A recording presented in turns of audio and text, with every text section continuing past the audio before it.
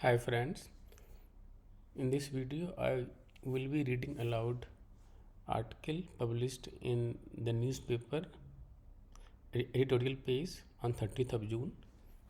This article talks about university rankings and what are its shortcomings.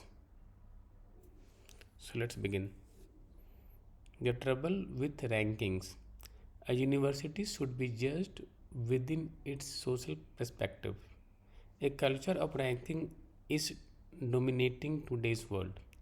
University rankings such as Times Higher Education and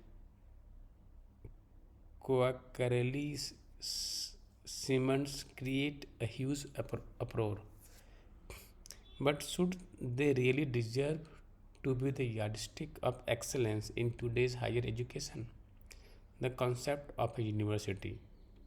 There has been a paradigm shift in the concept of a university in the modern era from the ancient times when universities like Nalanda and Taxila existed. In his 1852 book, The Idea of a University, John Henry Newman assumed that knowledge should be pursued for its own sake. Newman used the ancient designation of a stadium generale, a school of universal learning. A university seems to be, in its essence, a place for the communication and circulation of thoughts by means of personal intercourse through a wide extent of country. Newman wrote, the idea of a university, however, was shaped through the reforms of Wilhelm von Humboldt in Prussia. Ever since the University of Berlin was founded in 1810, the Humboldtian University became the model for Europe and subsequently for the research universities of the US. The central Humboldtian principle was the fusion of teaching and research in the work of the individual scholar, and the objective of the university was to advance knowledge by original and critical investigation, not just to transmit the legacy of the past or to teach skills. In India, the universities of Calcutta, Bombay, and Madras were established in 1857. The immediate interest was to produce graduates to fill up the salaried positions emerging in the wake of colonial rule. The mottos of these universities, however, were advancement of learning, Selastatphala Vidya. The fruit of learning is character and righteous conduct, and Doctrina Vim prom- promovet incitam. Learning promotes natural talent, respectively. In 1919, Rabindranath Tagore wrote, the primary function of our universities should be the constructive work of knowledge.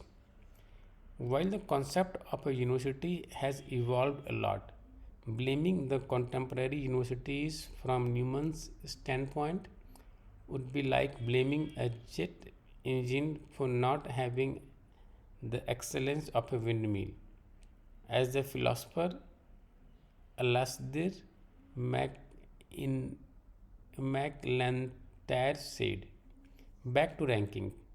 In fact, weighted averages of scores of several performance related criteria are considered for ranking of the university.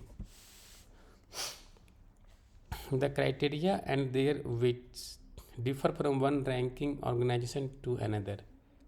Change in weights may produce a different list of rankings. The criteria constitute research income from the industry, ratio of international to domestic staff and students, number of students, research papers, citations, etc. Small but important institute must thus trail in the ranking race. Also, Many people think citation is an inappropriate measure of usefulness of a research paper. The most controversial part of the ranking methodology may be reputational survey or academic peer review, where opinions of academics get importance.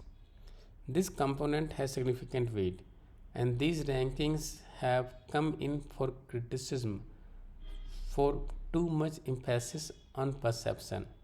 Last year, seven leading IITs announced that they would boycott one such ranking, saying they are not satisfied with the transparency of the process.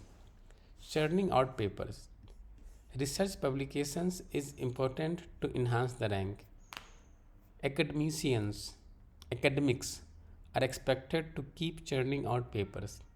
An institute invariably seeks a list of recent publications once or twice a year from its faculty members. But how does this help in quality research?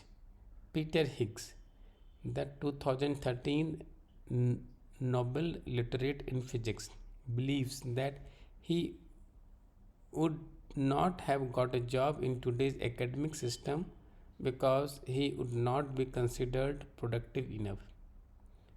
When his department at Edinburgh University would ask for a list of recent publications, Higgs would reply, none.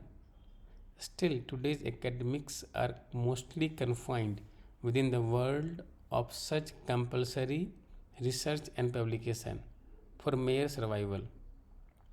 The concept of a university should not be the same everywhere. Universities at Chicago, Harvard, and Oxford might fancy making the achievements of their students or professors the yardstick of excellence.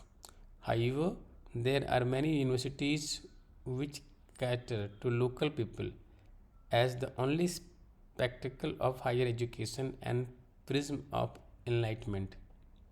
Their importance is no less than the elite universities.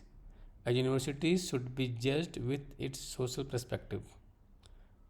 The worth of university rankings, thus, is not very clear. When we see a foreign university, we see only its smaller body, its building, its furniture, its regulations, and its syllabus. Its larger body is not present to us. But as the kernel of the coconut is in the whole coconut, so the university. Tagore envisaged a century ago. We might need to redefine the idea of a university within the framework of an ever-changing social perspective and need. Anatu Biswas is professor of statistics, Indian Statistical Institute, Kolkata.